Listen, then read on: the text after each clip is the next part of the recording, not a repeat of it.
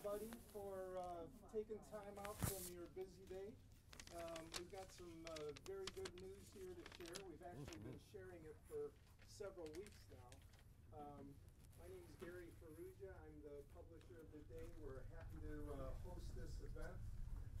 The day has supported the arts and culture in the region for 137 years. And we support it through news coverage, through editorial support, through sponsorships, and philanthropically through the Vote in the Line Fund. Very, very proud to do that. When we heard a few years ago about the formation of the Southeastern Connecticut Cultural Coalition, we jumped in with both feet, thought it was a really terrific idea to promote the arts, to promote culture in the region. And this organization has been doing some wonderful, wonderful work. Chief among it is this study of the impact of arts on economic prosperity, which you're going to be hearing quite a bit about here in just a few minutes. I wanted to thank the people who put this thing together. Wendy Berry, who is the director of the Southeastern Connecticut Cultural Coalition. Lisa McGinley, who has 1 foot in the Cultural Coalition and 1 foot in the Day Editorial Board. And Paul Schwanier, who's the editor of the editorial page. These 3 people largely are responsible for bringing Randy Cohen here today and making this thing happen. And this study, it provides confirmation for what we all believe, that arts and culture in the region, not only does it enrich our lives, but it makes the cash register ring here. It's really a driver of economic opportunity in the region. So good news to share. I'm not going to say anything more about that other than to introduce Wendy Berry.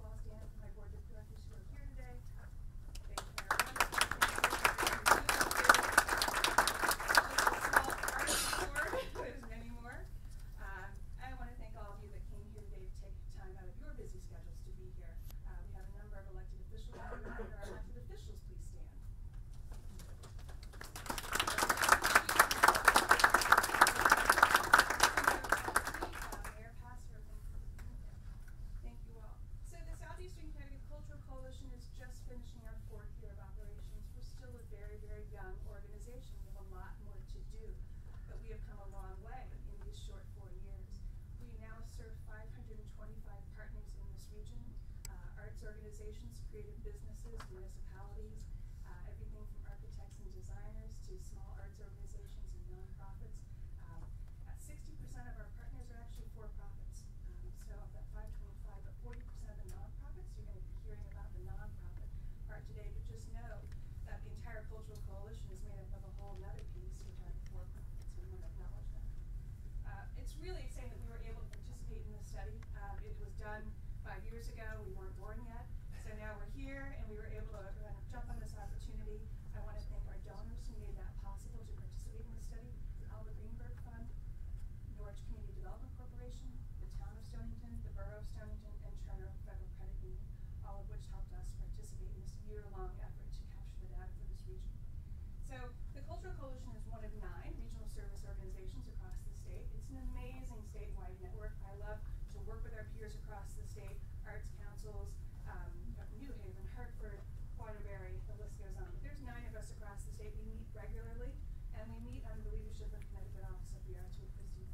so we're here to serve as a conduit both to Hartford and from Hartford. And I think we've just established a really great working relationship with our partners across the state and with the Office of the Arts. And without further ado, I would like to introduce the leader of the Connecticut Office of the Arts and the woman that we all tend to just love having you be a part and lead us along the way, Christina Newman-Scott.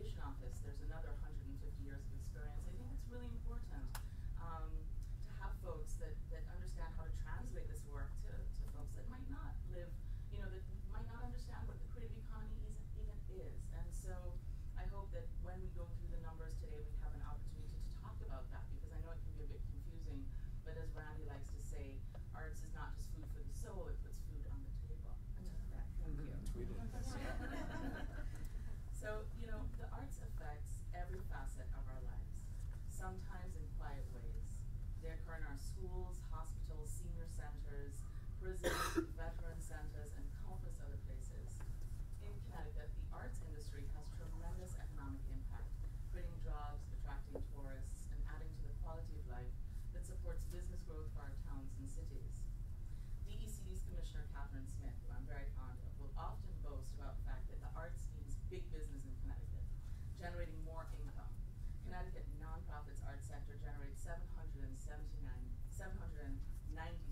million, just under $1 billion, as I like to say, in statewide economic activity, thanks to a combination of both the spending of our nonprofits and cultural institutions, as well as the spending of the many patrons and audiences those institutions attract.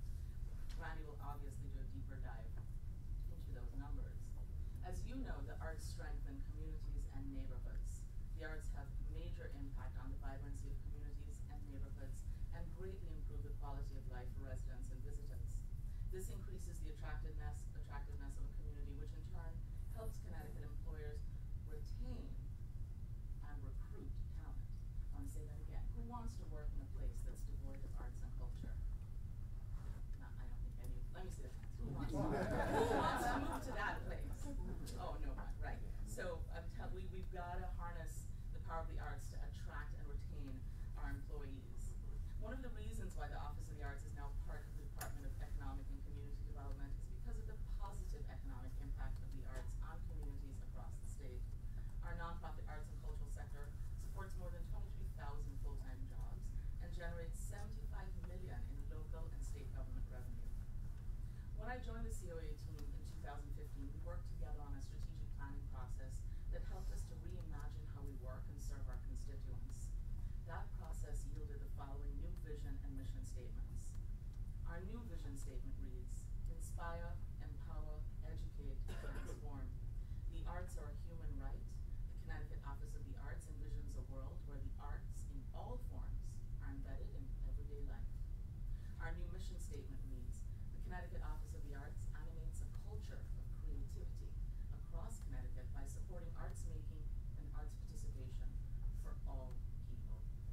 We also created a new model, relevance, equity, access, diversity, and inclusion, which we call READY, to guide our programmatic and investment decisions within a framework of artistic excellence. So if you're not ready, you're not going to get money, but we'll get you ready. That's part of it. So it's not a full stop. It's a new pathway. We can get you ready. These beliefs and commitments inspired in new initiatives in our office, as well as restructuring of some long-time practices in the last 2 years. We've begun with the support of the NEA, focus groups looking at arts and veterans. We had another one on equity and diversity, and we had one on workforce development. And we piloted a really phenomenal program where it was very competitive. It was a rigorous selection process. We partnered 12 young people from across the state, from very diverse backgrounds, who weren't able to do things like unpaid internships in the arts sector. And we partnered them with arts organizations to do more than just file or get coffee. They had real professional development experience. And these are young people that were working in the arts but really couldn't see a pathway to jobs. And so through this program, we paid them $15 an hour for around 2 months. And that has now led to some young people having jobs when they graduate, or they had such a fantastic professional development experience that they'll now graduate and have a better understanding of how to become more competitive in the workforce. Some of these young people also didn't work in the arts, they worked in business. And by being embedded in an arts organization, they now see how they can use creativity to move the needle. And so we're very proud of that program. We also support organizations like the Judy Dorwin Performance Project, which have made significant inroads into Connecticut's prison system, harnessing the power of the arts to address social justice issues head on. The state's currently investing in projects like ball and socket arts and the American Mural Project that will reactivate long dormant sites and bring new vitality and economic activity to our communities. Businesses need the arts, and the arts need business. The better we connect the two, the stronger our communities and quality of life will be. I'll leave this with you. Earlier this year, the National Endowment for the Arts shared a report that looked at adult participation in the arts by state. Connecticut is one of the top states. It shows that 72% of Connecticut-based adults attend visual performing arts or go to the movies.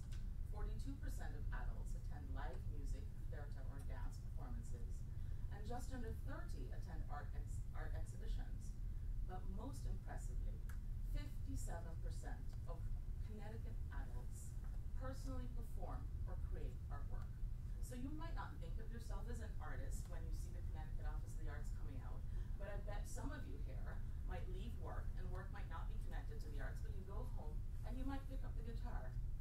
And your daughter, your son, you might just drop them to ballet, or your wife is doing a new blog, or there's somebody in the house writing some poetry. We have a lot of creative people in our state, so I'm very proud to live and work here. So without further ado, let me tell you a little bit about the man of the hour, Randy Cohen. Randy Cohen is the Vice President of Research and Policy at our nation's arts advocacy organization, Americans for the Arts. He has been with AFTA for over 15 years and has earned his reputation as a noted expert in the field of arts funding, research, policy, and using the arts to address community development issues. Randy's publications include the National Arts Index, the annual measure of the health and vitality of arts, Arts and Economic Prosperity, the national impact study of nonprofit arts organizations and their audiences, Creative Industries, an annual mapping study of the nation's 703,000 arts establishments and their employees, and Americans Speak Out About the Arts, a national study about the public's opinions and participation in the arts. Randy regularly appears in the news media, including the Wall Street Journal, the New York Times, and on C-SPAN, CNN, CNBC, NPR, and the list goes on and on. Please join me in welcoming Randy Cohen.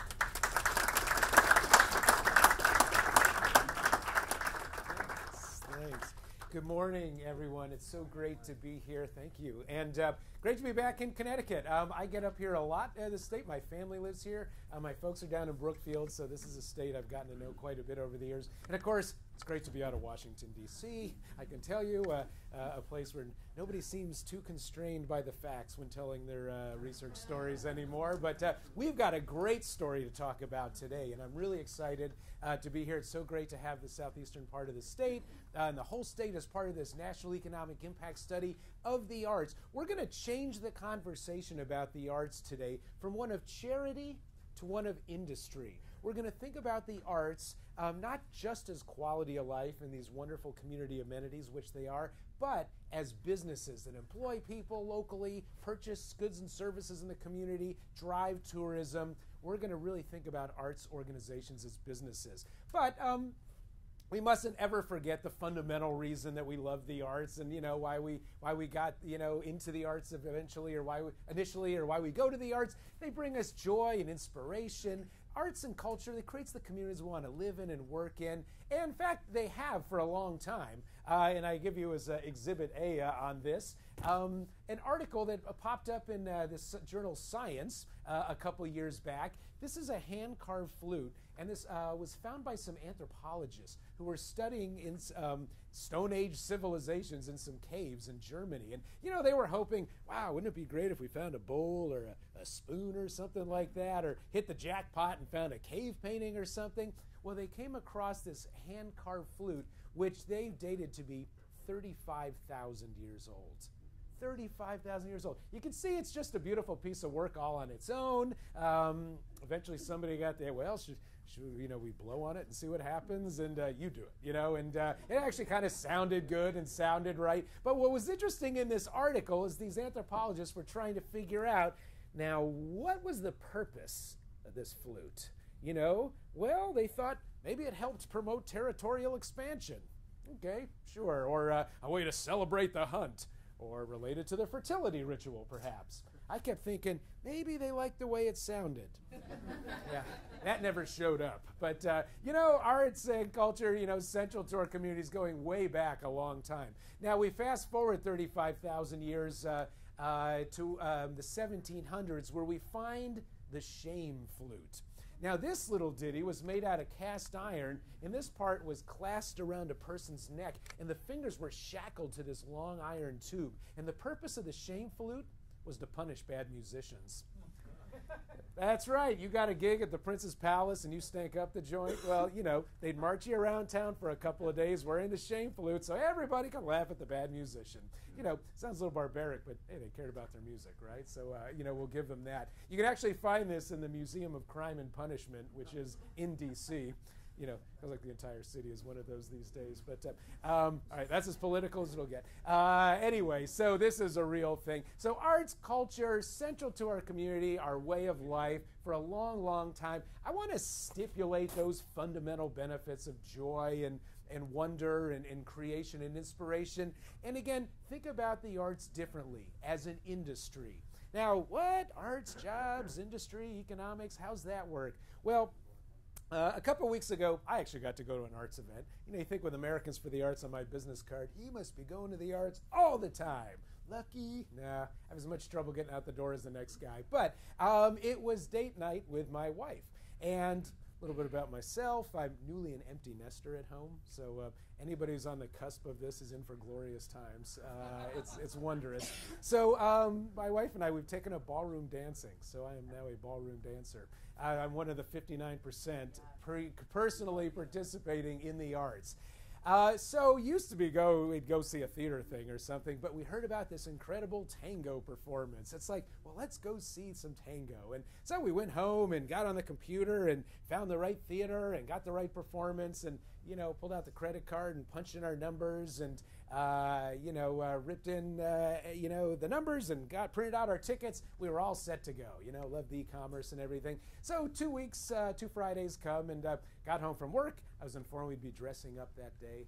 There was a new necktie waiting for me. So, this whole arts and economic experience hadn't even begun, and there's already some retail spending involved. But so on with the tie and the suit. And on the way to the theater, we stopped and had dinner. Isn't that something we do a lot? Dinner and a show, right? And so we went to restaurants, spent $75, and had a nice meal, and then was back in the car and drove off to the theater. We parked in the parking garage next door and peeled off my $10, got my stub from the guy, and then it was into the theater itself. And it's one of those beautiful restored historic theaters. And so, we looked at the frescoes on the wall and the gold in the ceiling and everything, and got our programs and sat down in the auditorium and, looked at the beautiful chandeliers and, admired the surroundings and read about the dancers and the performance. And now it's only 5 minutes to 8, right? The performance hasn't even started yet. But think about all the industries that have already been touched related to just this one date night, Randy and his wife to the tango thing, Well, it started 2 weeks before when we went home and went on the computer and started looking up at the theater. Arts organizations employ web designers and computer programmers. And we did, bought the tickets online. So now you got the banking and the finance and the e-commerce people involved. And then, I don't know where Jenny bought the necktie, but, some business made good on that. It was a cool Frank Lloyd Wright one, so it cost some money. And then we went to the restaurant, spent $75. It's one of those farm to fork places, so, everything's grown within 50 miles of that. So some of the producers of the food, they're seeing some of those $75. And the waiter who waited on us gets some personal income.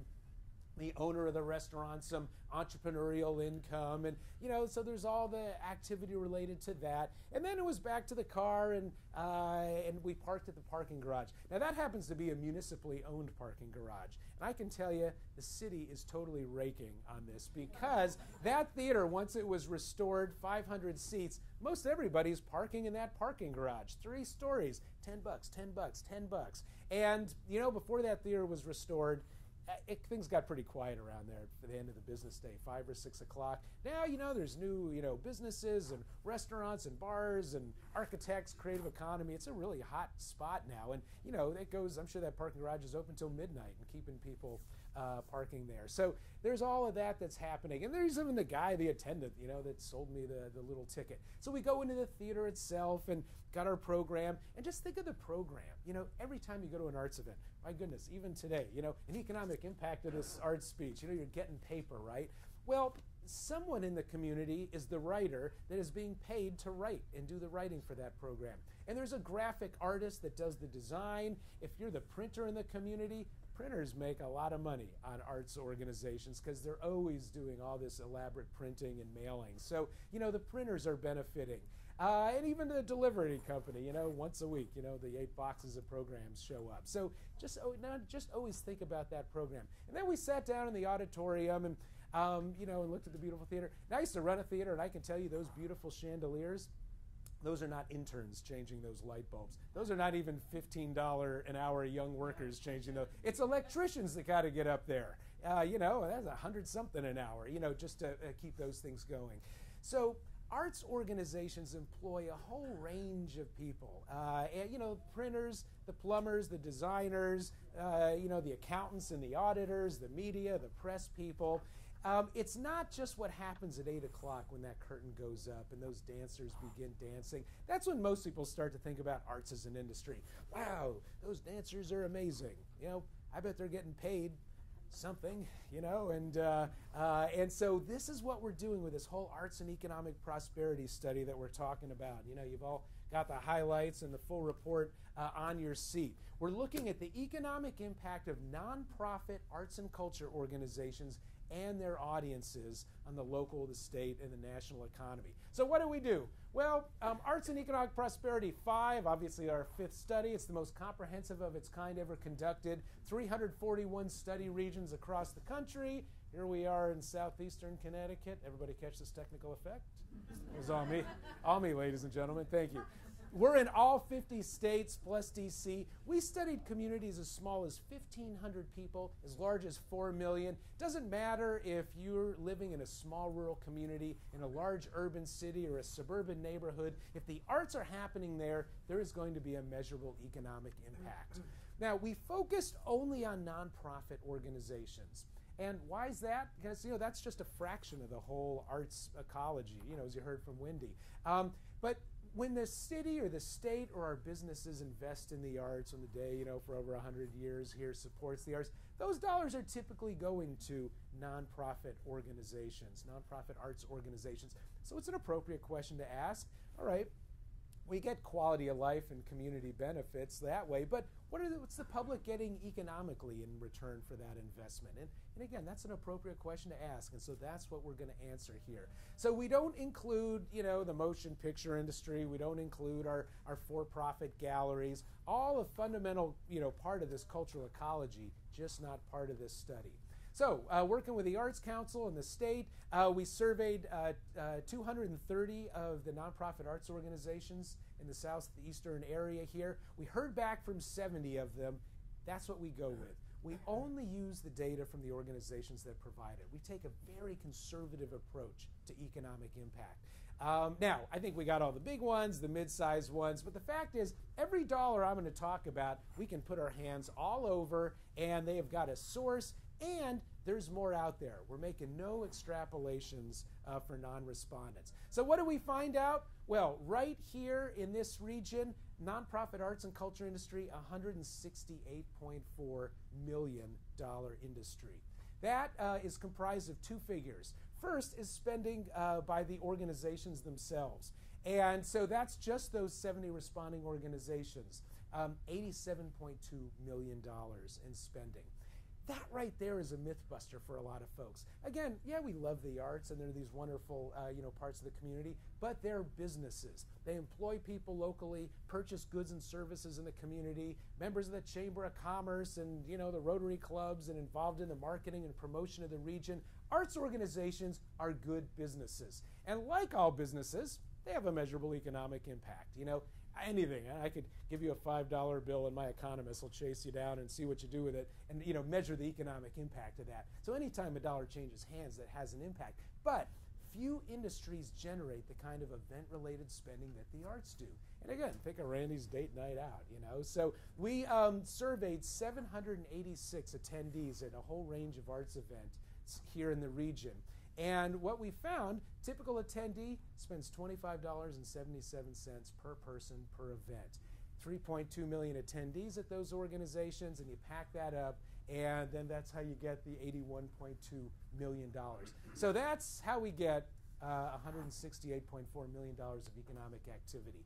Now, what's the economic impact of that?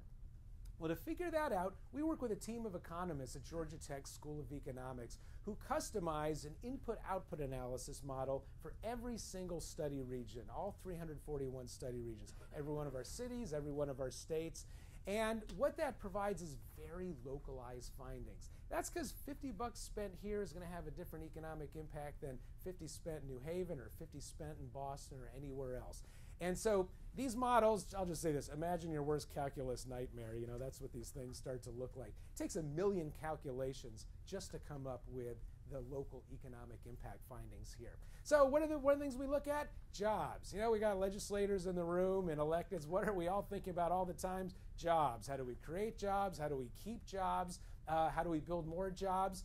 That $168 million of economic activity, 4,460 jobs right here in the region. Remember, those aren't just jobs at the arts organizations. Those are jobs supported throughout the community as a result of the spending by the organizations and the event-related spending by their audiences.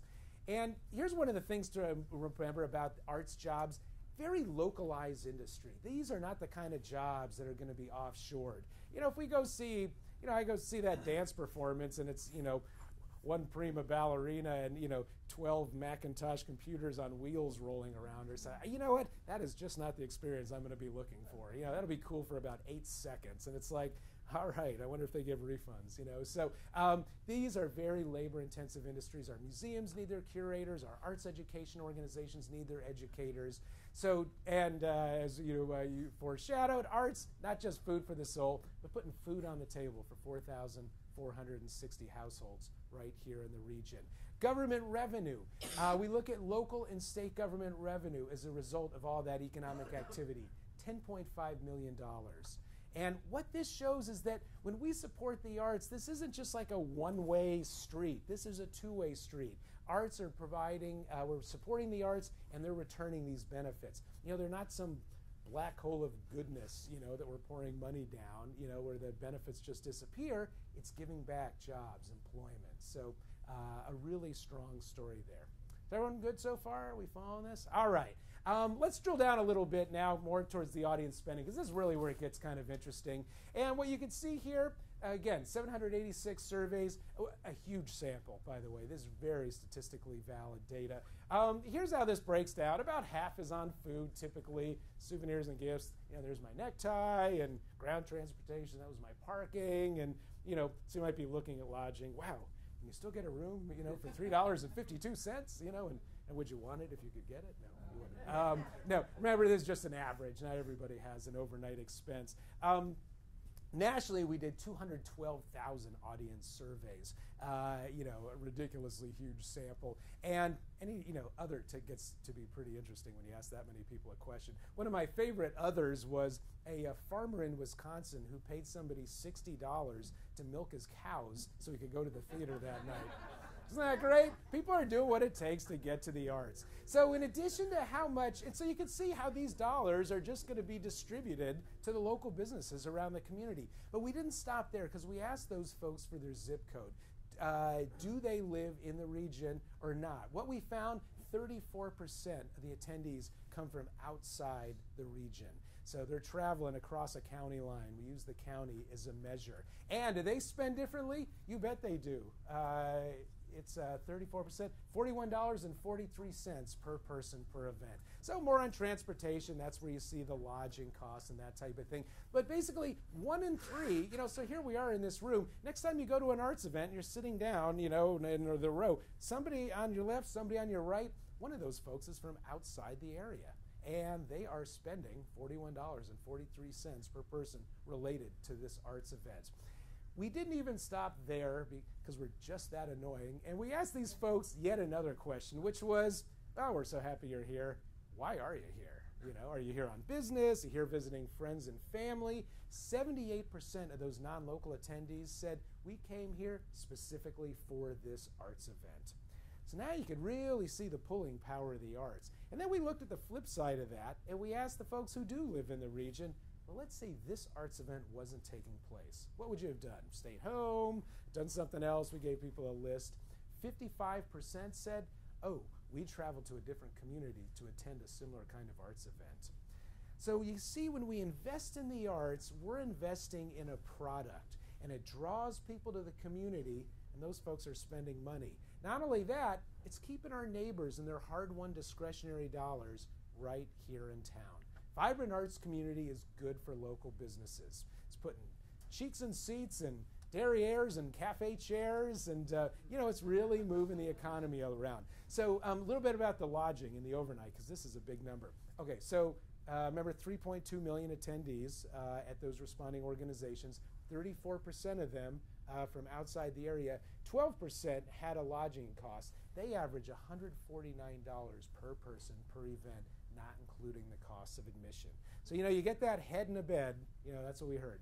That's when the cash registers really start ringing. So, fabulous economic story here to tell.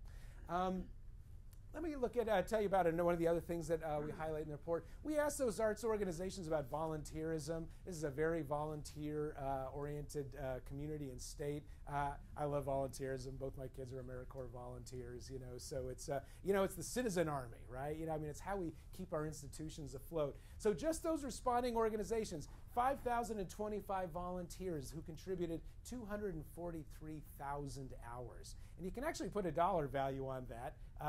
The independent sector says the average volunteer hour is worth $23.56. So you got $5.7 million in value. And that's just the public keeping these arts organizations vibrant, sustainable, and delivering those economic benefits. That 5.7, by the way, is not part of the 168, but just a great story I like to tell. When you look on the back of your report, so all the numbers are in there, but this, I think, is one of the most interesting aspects of this report as well. You're going to see these logos back here. These are the national research partners on your Arts and Economic Prosperity study. And so you'll see organizations like the U.S. Conference of Mayors, the National Association of Counties, the National League of Cities, the national organizations of our elected and government and appointed state government leaders. National Conference of State Legislatures, where'd they go? There they are. If you're a city manager, you belong to ICMA, International City County Managers Association, and every month you get a magazine in your mailbox. It's called Public Management. Well, last month's cover story, your Arts and Economic Prosperity study, and a great 6-page spread. So if you're a funder, you've got Council on Foundations and independent sector. If you're tourism, Destinations International. If you're a business leader, you'll pay attention to what the Conference Board has to say. That's the national organization for the Fortune 1000 companies in this country. All partners on this economic impact study because they believe also arts have a fundamental role as part of a healthy, competitive community, and they buy into the methodology and they buy into the results. Trust me, if they thought this thing was going to stink down the road, these folks wouldn't get anywhere near it. So you can feel really confident about using these data. Now, actually, before I go to that, let me just introduce. So that's arts and economic prosperity, nonprofit sector. That's what we looked at. Now, I want to expand the lens a little bit, but just, did everybody, we got the whole story right? Arts and economic prosperity, industry, good. Jobs, government revenue. All right, so let's widen that lens a little bit because after a few of these studies, folks started to ask, well, all right, we get nonprofit and jobs and everything, but what about the commercial industry? What about for-profit film, architecture, design, publishing, businesses involved in the creation and the distribution of the arts? How do we fold them into this as well? And so we do a study called Creative Industry. It's Creative Industries, kind of a companion study to this, where we look at all of those arts businesses in the community. And I use as my data source Dun & Bradstreet. It's the most comprehensive and trusted source for business information in the United States. They track about 16.5 million business establishments. And so what I did is kind of sidled up to them and I said, I got an idea.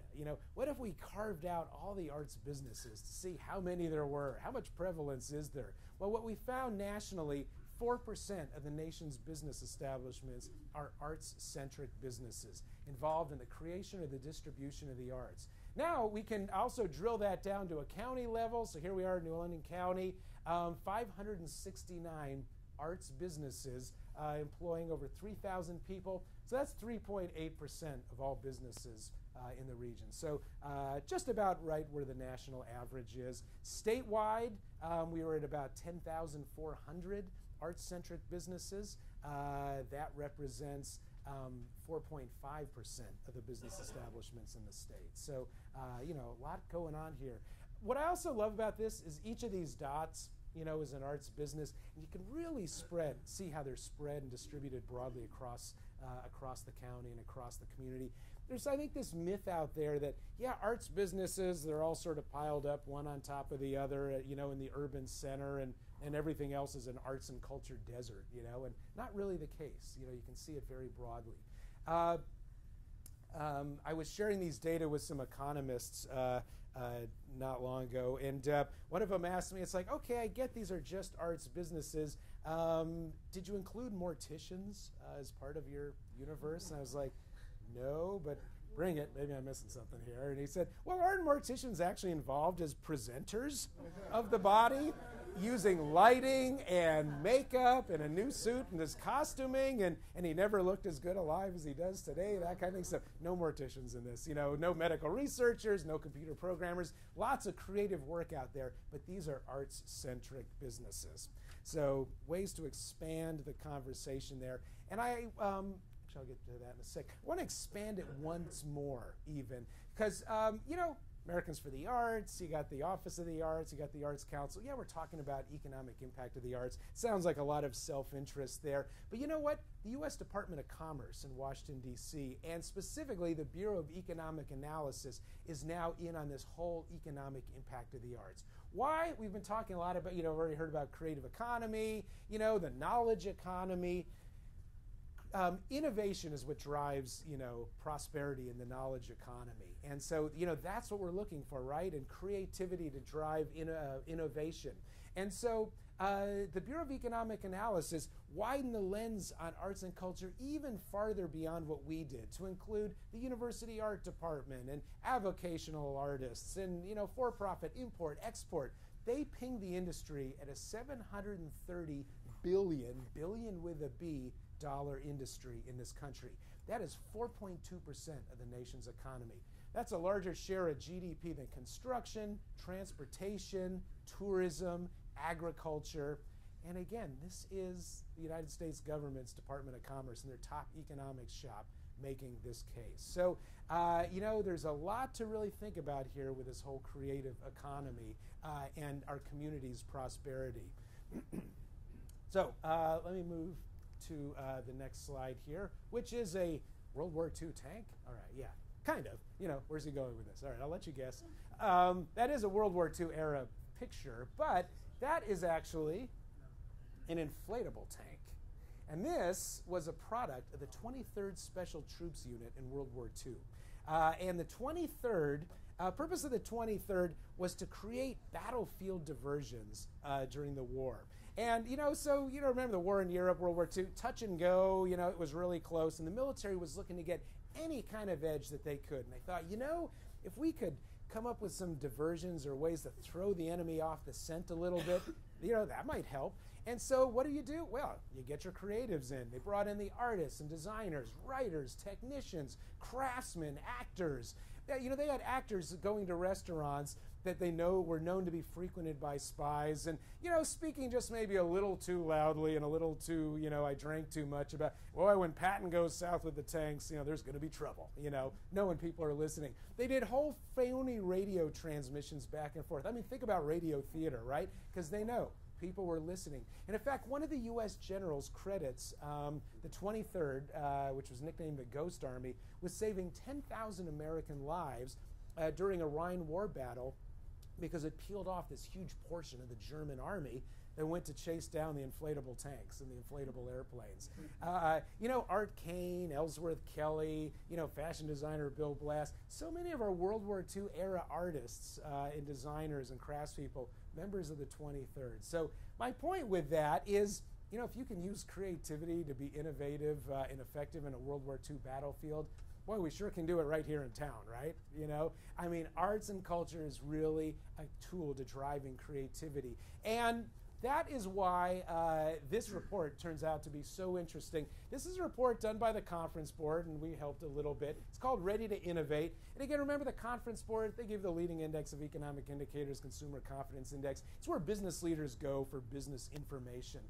Their research shows creativity is now among the top 5 applied skills that business leaders are looking for.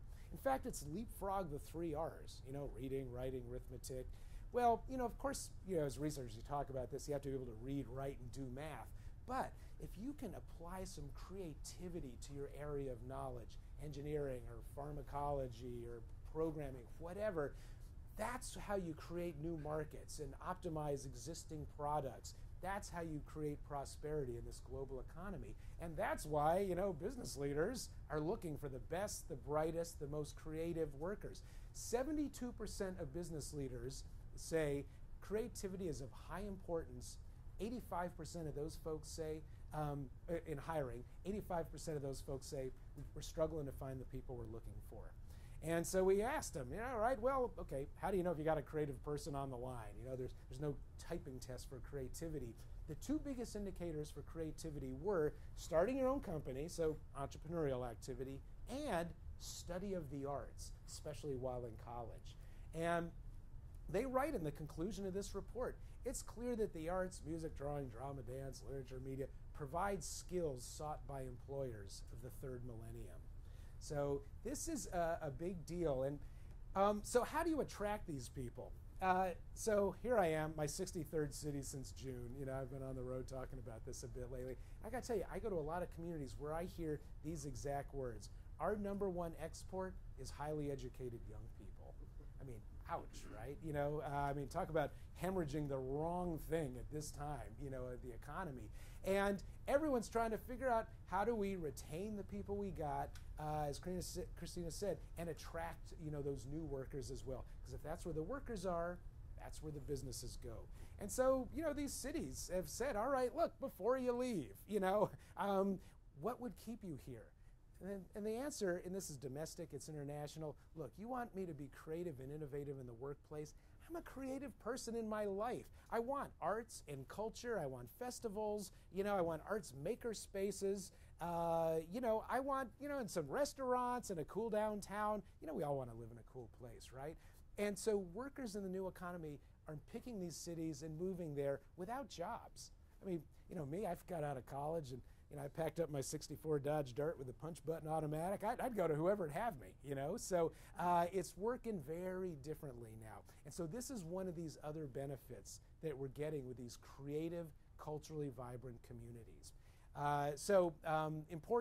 Important story there. And this is kind of what it looks like, the importance of creativity. So this happy-looking fella, Thomas Sudoff, Stanford medical researcher, 2013 got the Nobel Prize for medicine.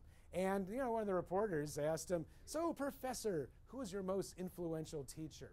And without missing a beat, he said, "I owe it all to my bassoon teacher." And he went on to describe how his music education gave him the habits of mind that made him a great scientist.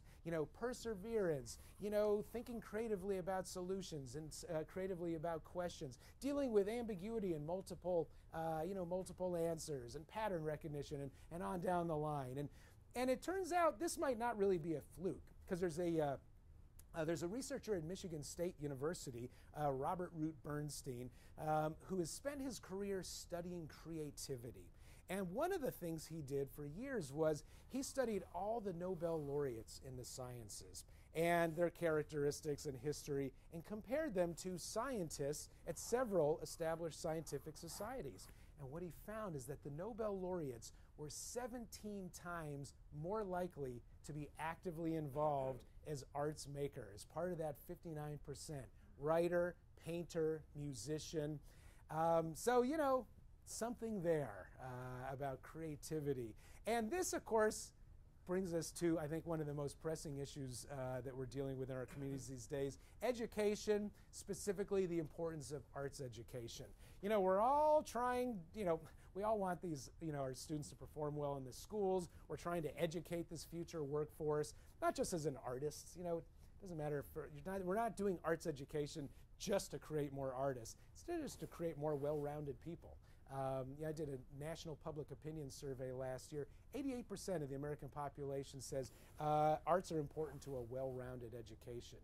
56% said it's of high importance to a well-rounded education. So people kind of get the benefits. But you know what? Now there's some really powerful research that shows there is something to this. There's a UCLA researcher named James Catterall who did longitudinal data on 25,000 students at 1,000 schools across the country. So big nationally representative sample.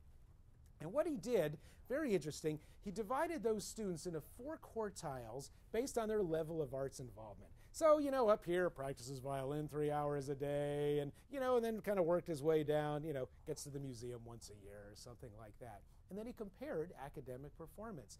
The arts-involved students, better grade point averages, better standardized test scores, lower dropout rates, even better attitudes about community service, right? You always think about young people and engaging in the community.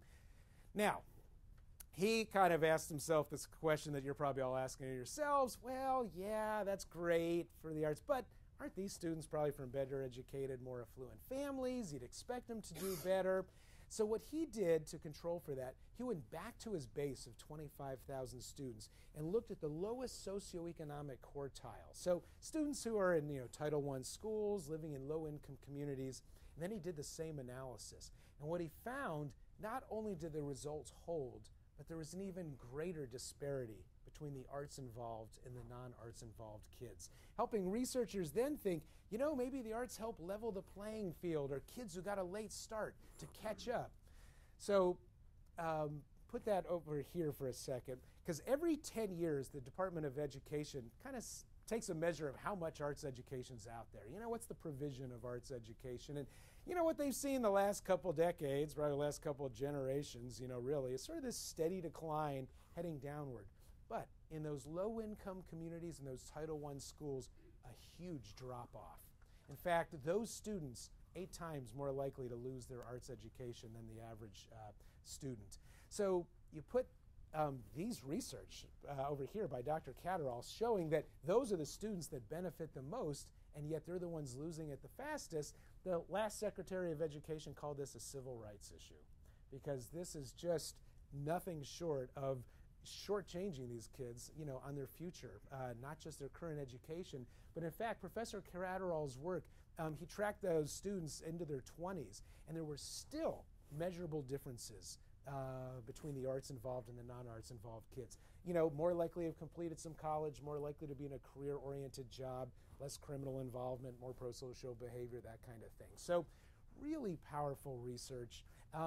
And so, you know, as we think about education, we really got to remember that there's a place for the arts there. And we all need to do something about that as well. We got to tell that story.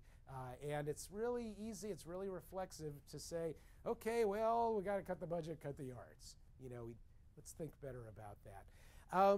Let me hit one other area real quick, because I mean, what we're doing here, right, is we're expanding arts, you know, quality of life, you know, we get that, but quality of the community, importance of to the workforce development, education. You know, one other one I like to talk about a lot, healthcare, right? I mean, these are just the pressing issues of our time, right? Education, health, jobs. So in addition to a theater background, I also have a medical research background. So I worked at Stanford University. I worked at Scripps Clinic and Research Foundation in La Jolla. When I worked at Scripps, every Tuesday at 3 o'clock, we used to have live chamber music in the lobby. And, you know, it was wonderful, beautiful lobby, and, you know, patients would walk in or be wheeled in, and their families would be with them, and staff could join, too, if they were available. And, you know, the music, you know, it would just transform the environment. You know, it was just beautiful. But what I started to notice is that patients that I would see in their rooms clinically, lethargic, depressed, you know, even if you have a view of the ocean, nobody wants to be in the hospital, right? You could see physical transformation take place with folks. Eyes got less cloudy, posture got better. You could just sort of sense a greater awareness of the environment around them. And I used to think, you know, it's like they're getting a shot of something or an IV drip of the arts. You know, something's happening here. Well, you know, there's this growing body of research that shows, in fact, something is happening. Shorter hospital stays, fewer doctor visits, less medication, even evidence that it saves money. I'll give you an example. I was in Tallahassee, Florida, the Children's Hospital there, dealing with the issue of pediatric CAT scans, right? So you ever have one of these, right? Huge machine, it's noisy, they're claustrophobic, they're, you know, that and kids is like a total oil and water mixture. You know, kids have a high retest rate, it ties up the machine, it's expensive. So the kids are usually, you know, they get a sedative or sometimes a general anesthetic, which means a night in the hospital. You know, and the staff there thought, you know, is there a better way to do this? And so they decided, let's try a music intervention. So an hour before the procedure, they give the kids a little light something to relax, but they brought in a harpist or a guitarist to sit with the child, play music, talk. That reduced the stress, the anxiety of the situation, and worked to the tune of a 98% procedural success rate and saved an average of $567 per procedure on anesthesiology time, nursing time. So, you know, lots of opportunity there, right? And this is, you know, this isn't even a new idea. I mean, arts and medicine. You know, the god Apollo was the god of both music and healing. You know, talk about a big portfolio. That guy had it, right? So, you know, this has been around for thousands of years, and I think we're just sort of clawing back and reclaiming, you know, some of these community benefits. We see these benefits extending heavily now in the military. So we work with the Department of Defense, the VA, Walter Reed National Medical Military Center, and the military, of course, rightly concerned. Well, we got about 2.5 million service members now returning from these, you know, Gulf wars and conflicts going on over there. A much higher incidence of TBI, traumatic brain injury, post-traumatic stress issues, and so they're, you know, of course, you got these young people in their 20s, right? And everybody's, you know, practically, you know, so worried. They got 50, 60 more good years left to be part of a family, to be part of a workforce, to be part of a community. And so how do we help these folks? And, you know, the military's credit, they're doing very integrated healing, very integrated medicine. And it's not just, you know, here's a pill and a couch, tell me your story. There's healing gardens, there's music therapy, there's acupuncture, yoga, I mean, whatever works. 40 different types of treatments that at the National Intrepid Center for Excellence, consistently in the top 4 are arts and music treatments. And it's just really powerful, the findings that they're seeing there. Because you know what, not everybody's ready to talk about what's going on, but something about the arts just draws us and attracts us, and people are just drawn to that. I'd give you, there's a lot. So we're a cooperator with the National Endowment for the Arts on something called Creative Forces. So there's a lot of work going on with this. The challenge is, you can only stay at Walter Reed for 18 months. And so, you may have this fabulous arts program going, but then they're going to send you back to, wherever your community was, where there's probably not going to be that kind of arts and healing therapy. And so we're working with them to try and help build these, a continuum of care is what it's called. So folks can keep going, continue with their art therapy. Check the February 2015 National Geographic. For the most cover story on this. It's just the most amazing thing, and the art is incredible. These mask projects, it's, there's no healing to be had until you can express, and that's the province of the arts, and so that's just one more way that the arts are strengthening our communities and healing us as people as well. So let me wrap up with this. This is a picture from Paris in 1912 at the Louvre. Bad news, the Mona Lisa got stolen. It got stolen in 1912. These are the hooks that it had been hanging on. It took them 2 years to get the Mona Lisa back. But in the 2 years that the Mona Lisa was gone, more people went to see where the painting had been hanging. You know where this is going. More people went to see where the painting had been hanging in 2 years than saw the painting itself in the previous 14 years.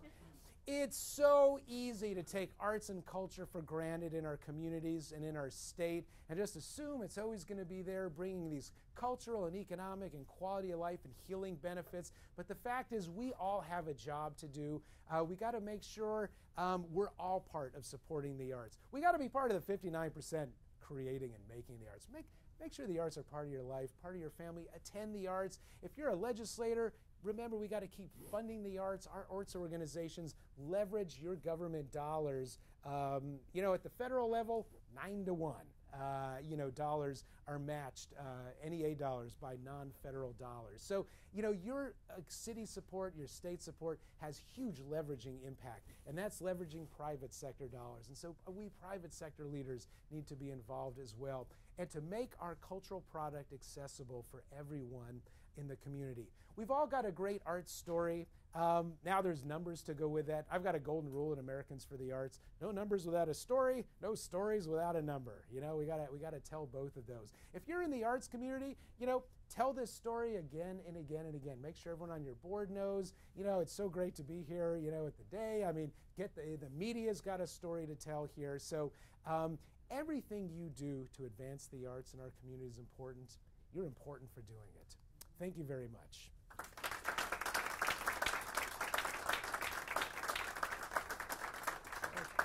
Thank you. Thank you, Randy. We're going to kind of open up a little bit of community conversation at this point. Yeah. In your chairs, everybody received kind of the highlights document, just to kind of, for people who don't want to read the big long report this year as well. This is the highlights. And then maybe Christina could mention some of the state numbers as well to go with that. But just so to kind of add to that, Randy shared all of our numbers. But our region itself at 168 million is greater than the entire state of Vermont, the entire state of Delaware, and the entire state of Maine.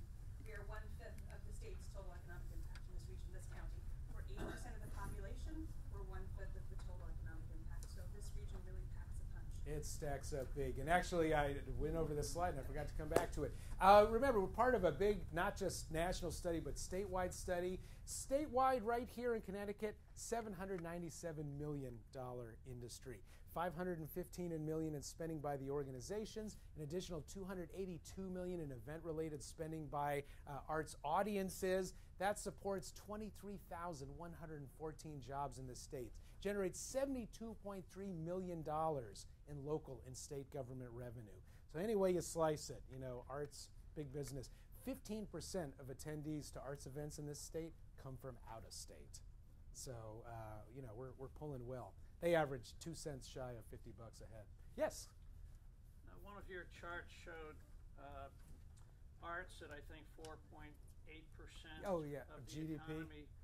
Tourism at 2.6. How do you differentiate between travel, tourism, and arts and culture when they're often combined together, that people go someplace because of the arts, the museums, the avant-garde art theater or whatever? How do you differentiate between the two?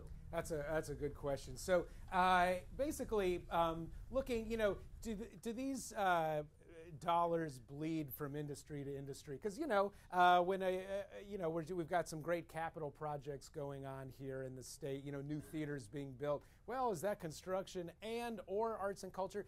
Actually, each of these are what the Department of Commerce calls satellite accounts. And so they look at and they've got about a dozen or so of them, I'm not sure exactly how many, but just a particular segment of an industry. So it's possible that there's probably some bleeding over there. But, if you look up, you take all the construction expenditures or all the arts and culture expenditures, and then you put that against the backdrop of the entire U.S. economy, and so that's how you can kind of get it to stack up. So you're right, there is a little slippage in the comparisons. But, it's, even if it was just 4%, I mean, it really puts the arts and culture in a whole different context. Nobody really thinks about, arts and culture, a $50 billion international trade surplus. You look at most of our surplus deficits with trade, it's minus. Arts, big time plus. So, yeah. So one of your early slides, you had a map of the United States. Yes. Your sample, and there's a lot of clustering going on. Yeah, I'll tell you why. Looks that way. Yep. Some of those western states are a big draw, and it doesn't look like it. Yeah. So here's Randy, could you repeat the questions for yes. the live stream? So there's some real interesting clustering going on here, as part of the 341 study regions. So basically, up here in Connecticut, it's a little harder to see geographically, but, we got six study regions in Connecticut. That was because of the leadership of the State Arts Agency. Same thing happened in Tennessee, North Carolina, Florida, where you had very active leadership from the State Arts Agency. So, Christina Tamara and all their peers. So that's kind of what that's about. So, there's a couple places where we just had one, and we throw it open to all comers, essentially. It's a call for communities, arts and economic prosperity 5. Last time we did this 5 years ago, we had 182 communities in study regions. This time, 341. Usually it's grown. I did the first one 1994, so I've been doing this for years. But we had 33 communities, and it's grown by about a third every time. And so this time I told my team, all right, folks, get ready, 182, let's think about 220 or something this time. And everyone's like, no way, impossible. There's a glass ceiling. There can't be more than 200. I'm like, just looking at past numbers to predict performance, right? Well, we blew past 182, blew past 200, 225, 300. This is a very relevant message. We work with legislators at all levels, and this is what we're asked for again and again and again. We need to be able to talk about the arts in these different ways, and so this is why our communities and our states do this. We take everybody. Each community pays a small part, low cost sharing fee, and if they can't afford it, we let them in anyway, and all that kind of thing. And so it's voluntary. Yeah. Organizations don't have to do this, even though the Connecticut Office of the Arts is thinking about how to align this and tie it in with grant funding to force organizations to do it. Because think about this: if we are taking a conservative look at the economic impact of this region or the state in general, imagine if we had a larger sample. If we're taking a conservative look at this and we're talking about just under $1 billion of economic impact, and we're just looking at what, like a third of our nonprofit sector, we're not telling a big part of our economic impact story.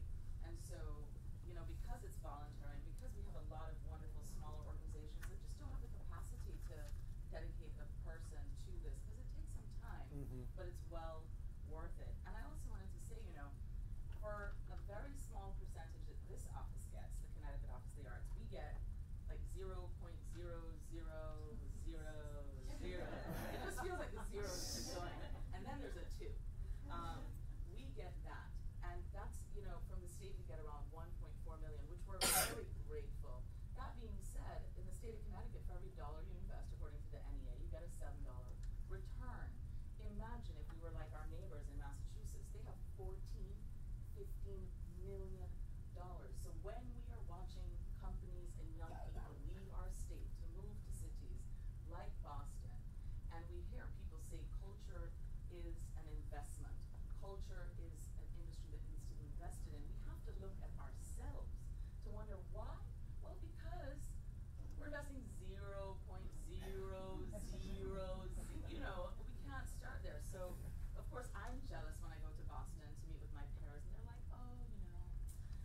just got $14 million. I just want to run up, but I'm like, but Connecticut has over 57% of adults are creative here.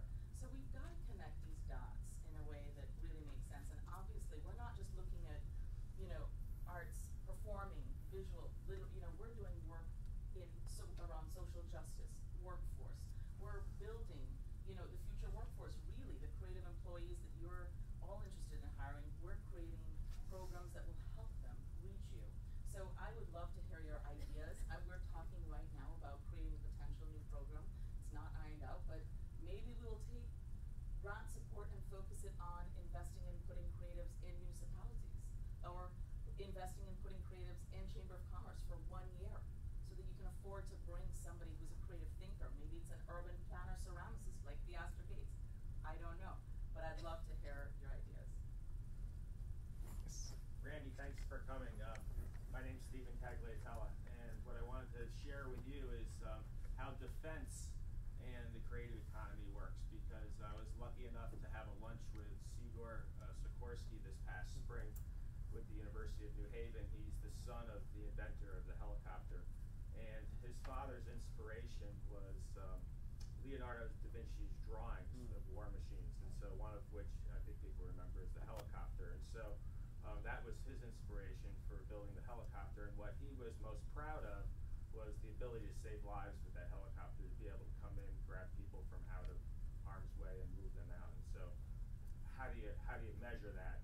I don't know, but it's just part of that creative economy that you were talking about, and so it's so important for the state of Connecticut. So thank you for coming. Yeah, that's a great story. There's some really interesting stories about, just monumentally important inventors, and how their arts background. There was a surgeon who had learned weaving and something like that from his mother, and he was a vascular surgeon. He eventually used that.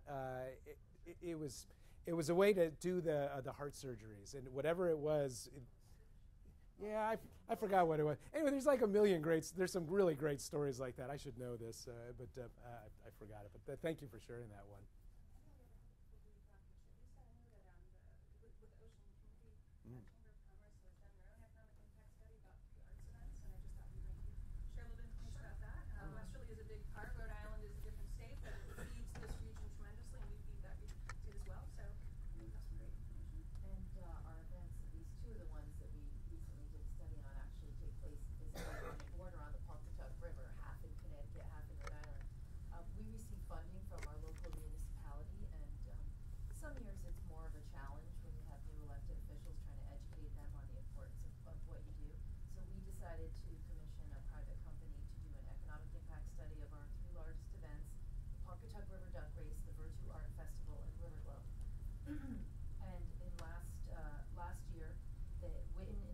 Who was used by the state of Connecticut for a lot of their economic impact studies, came to each of our events. They had, the students with the clipboards, and they pulled people out of the crowd and interviewed them on, 30 or so questions, and then prepared us a report that we were able to share with our community and our government. And it showed that, for example, our art festival, that we don't collect a gate at the door, so we don't know how many people are coming. We have a sense from the police that 20,000 people come, but that's, somebody just eyeballing it over 2 days and guessing.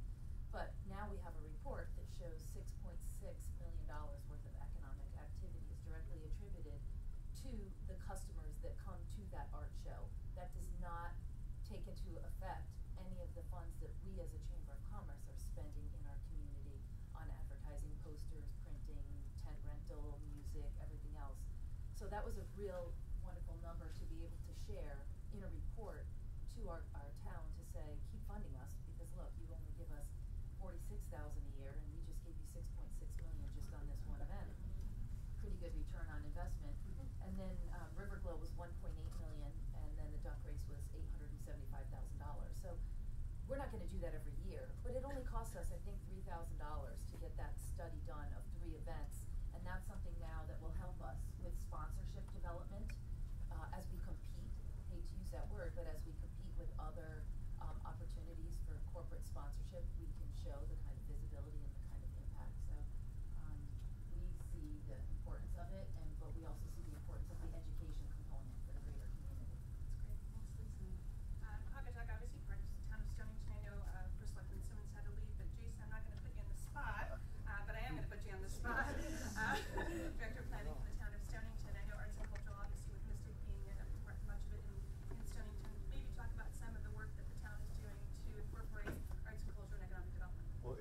community driven, and so we've been working to enable the grassroots effort. So the citizens that live in the community are going to change the community, not the people you hire. And so we've been just trying to make sure the barriers that are preventing them from being effective are not in the way. So, what can we do as a government to say, here's the challenges that you're up against. Sometimes we need their support. We need them to go to the elected officials or other decision makers, but what can we do to help inspire them to do the work in their own community? So we've just been engaged in that kind of activity, recognizing these economic impacts are there. Is there feedback on kind of the biggest barriers in terms of when it goes to getting funding for arts and culture? We have, NCDC, we have TANF, we have lots of, planners and developers. What is the biggest challenge you get when you try to convince people of arts and culture investment? Well, I think studies like this help people imagine what economic development really is. They think of economic development as brick and mortar and big companies, and people look for home runs in life. It's an easy, it's easy to celebrate a home run, but economic development's about base hits, and the base hits are what these companies are doing, and the 4% becomes the 4.5%. That is economic growth for our region, and we need to support and foster the base hit and not focus on the big projects. And I think that's what that all of us here have to be advocates for that kind of thinking, and not invest in the big things, invest in the little things, create the framework for success for our region. So. We've got Representatives Bob also, NCDC, and Angela Gilbert back also from Norwich. Do you want to share a little bit about Norwich and arts and culture? Huge center for arts and culture, and an area that is really trying hard to revitalize many areas, but it's a big part of it. Bob was one of our founding board members. So. Thanks to Steve. I run a very small economic development organization in Norwich, sort of the top of the community that you study here. And I have to, first of all, I have to say that it's non-glorious. I got into this kind of kicking and screaming because I'm supposed to be doing the home runs that Jason just talked about. I'm supposed to be working with the businesses.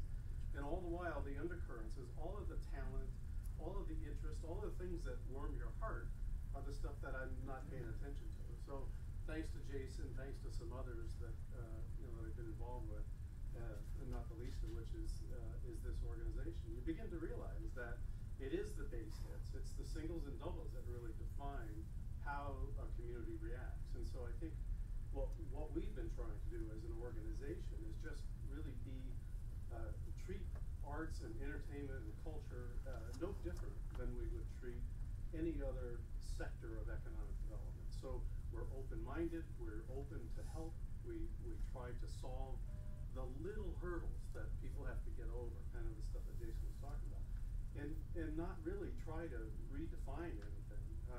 I'm always in admiration of Lisa and what she's been able to do and how she sort of does the big home runs all the time.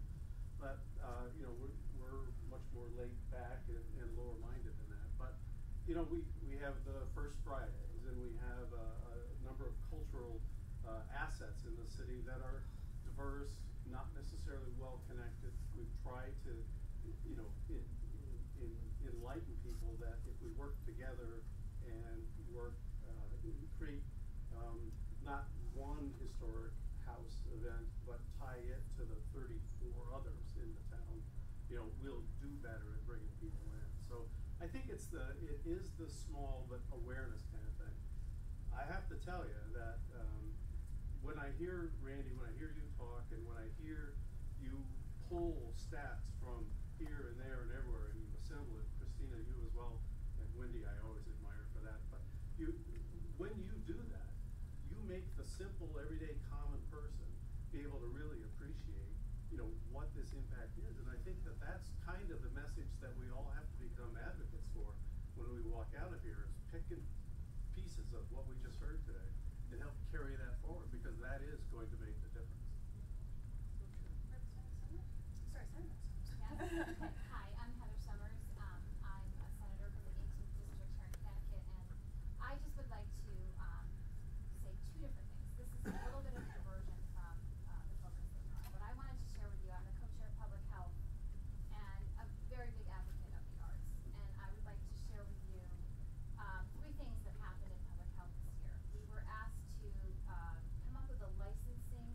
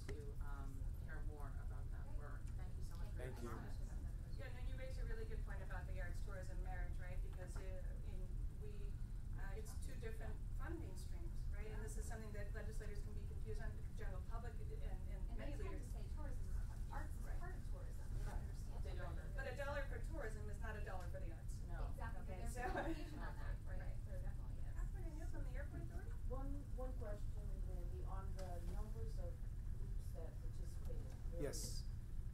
How frequently do they participate a second time or repeatedly? So we do the big national. So question was how frequently do the communities participate in the study, and what's the frequency? So we do the big national study every 5 years, and that's because these economic models, they change fractionally year to year, and plus my colleagues at the state and at the locals would kill me if we did this every year. So I've got my own self-preservation involved there. But what in the report on page 15 and 16, we put in the Arts and Economic Prosperity Calculator. And essentially what we've done is we've calculated ratios in a way for any individual organization to calculate their economic impact on the community, on the state. And so I know next year, statewide, we got 320 responding organizations out of 1,100, and here we were 70 out of 231. Next year we can go to this report and then just ask those arts organizations, all right, this time all we need are two numbers. Give me your expenditures, give me your attendance figures, total all that up, and then use the calculator in the report to come up with sort of an annual highlight. So here's the 2018 estimate, the 2019 estimate, but then, in 5 years, I'll be back here. I'm sure I'll be back here before then, but, with the next set of data as well. So does that answer the question, or did I not? Yeah, second? Okay. Okay, good. All right. Yeah, so thank you. Yeah. It's great having some from the airport authority here.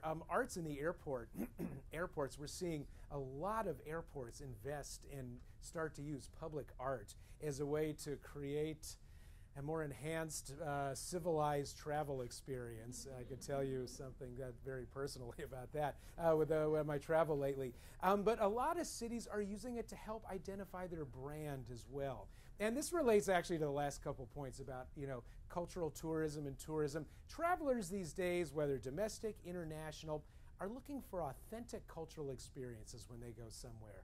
And, when they come here, this community, what's unique about here? Okay, it's the Coast Guard, it's the history, it's the sea, it's the waterfront, the history, the heritage. I'm not going to come here and look to eat at Applebee's. Where do you all like to go? What do you all do? What's, the culture? And that's also not just the big institutions. We love our big, anchor institutions and the museums and that kind of thing, but also it's our neighborhood organizations and our culturally and ethnically specific arts organizations, because that's really what contributes to the character and what's unique about every sense of place. And that's the kind of thing travelers are looking to do. So, again, sometimes people think, well, all right, what we really need to do then is just focus on those 5 big institutions because that's where, they've got the most attendance. There you see the big numbers there, but that doesn't provide the whole experience that folks are looking for. So that's one thing to keep in mind. I'll tell you, traveling through Nashville last month, you can go to the website, and on the Nashville airport, they've got live music, they've got art, and so you can see what's playing. So Concourse B, bluegrass music at 2 o'clock, and the idea is Nashville is a music town, and they want you to realize that you may just be passing through today on the way to somewhere else, but you should come back because this is a music city. And we see a lot of cities doing that. And we talked a lot about funding and the state appropriation and the city's appropriation, and so yeah, we all work for that. Once a year that appropriation thing comes around, we grab the ring and we got it. But there's a lot of little things we could do as well. And this gets actually to some of your great point about the base hits, because arts and culture, as you could just see from what we talked about, which is tip of the iceberg, can be infused in all these different areas of our community. So every municipality has got advisory commissions for roads and signs and airports and waterfront, all the citizen engagement. Well, is there artist or arts organization representation as part of those? Because there's always some $25 million conversation going on, and honestly, I think the answer is not enough artist representation. But what you get is it makes good decisions better decisions. So a couple weeks ago, I'll just give you two quick examples, and then I'll jump to that. So I was in Phoenix, Arizona. About 20 plus years ago, Phoenix needed a new 27th Avenue solid waste treatment facility. Talking about the dump. And they thought, all right, this time, how can we make it a better place for the people who work there, help people understand sort of ecologically about their footprint and everything. And so they thought, we got to think about this differently. And so they brought artists to be part of the design team to re-envision the development and, the building. Short story, Phoenix Dump today is where 250,000 people a year go to see the rotating art exhibits. I was in Kansas City, Missouri. They just built a fabulous new public library downtown a couple years ago. Beautiful architecture, totally interactive, incredible. And next to it is this 3-story tall cement parking structure because you got to park downtown. And so wow, and so what they did is arts community, they did this big public process where they had everybody in the community say, what were your favorite books or your most influential reads growing up? And they came up with a list of 21 titles. And they had artists create these 3-story tall Mylar screens of book spines of those 21 books. So basically, you step back across the street, it looks like a 1-block long, 3-story tall library bookshelf. It's the coolest thing. Now, it costs tens of millions of dollars. A multi-level parking garage. We just parked one. I think its going rate's $50 a space now. It's pretty much what it costs to make. So, this is tens of millions of dollars to build these parking garages. A couple $100,000, you have turned a parking garage into a feature. And a buddy of mine is a vice president at Hallmark, was telling me, said, people come to town now and they will say, business people, look, on the way to the airport, can we drop by? I want to see that library parking garage I'd heard about. So once again, we're talking about making your dump, making your cement parking garage features of the community. You can do this all over the place. It could be doing original art on your traffic signal boxes. It's everywhere. Lots of possibilities. Yeah, thanks. Give a quick shout out and maybe an idea that you would be interested in. One of the things that the Cultural Coalition has done is to create something called the London Roundtable. And I give a lot of credit to the London city government for accepting our help.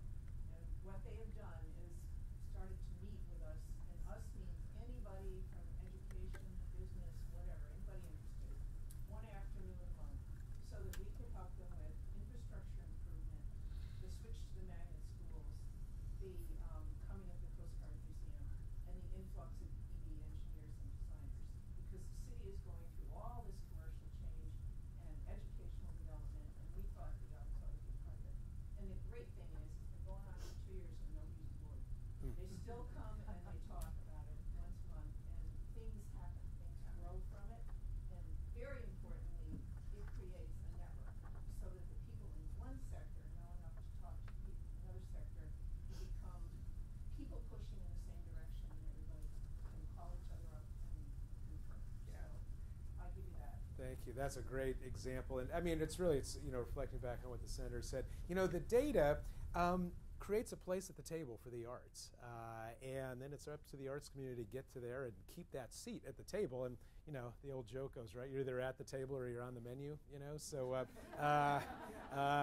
that's an important place for the arts to be. And so it's great for the arts community. It's great opportunities for artists and arts organizations. But we're just talking about, how do you build a healthier southeastern Connecticut through the arts?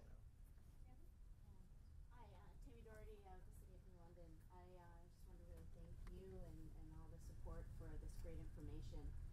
New London is such, the arts is our authentic story.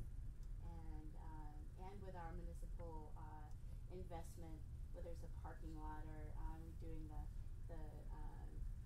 footbridge over the street, that we're hiring local artists to produce public art within our infrastructure, boring projects and jazzing things up and telling that story.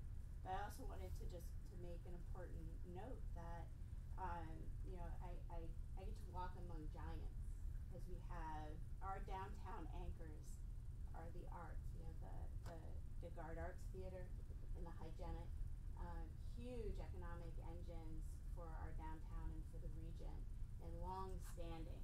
And so, you know, we just are enhancing and building on that. So when Mr. Tagliatella came to town with a beautiful luxury condo development, you know, that the arts was used to fill that building with community and support. And we had the residents of Harbor Towers were from the arts community. So you know, you don't have to create an arts culture here, an arts culture exists.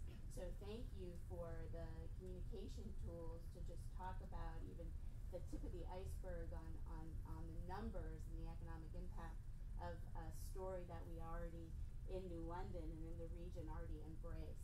And so I appreciate the day for hosting this in the state and Wendy, and thank you. Thank you. Thank you. I just wanted to piggyback on something Randy was talking about earlier with the dump and the art garage.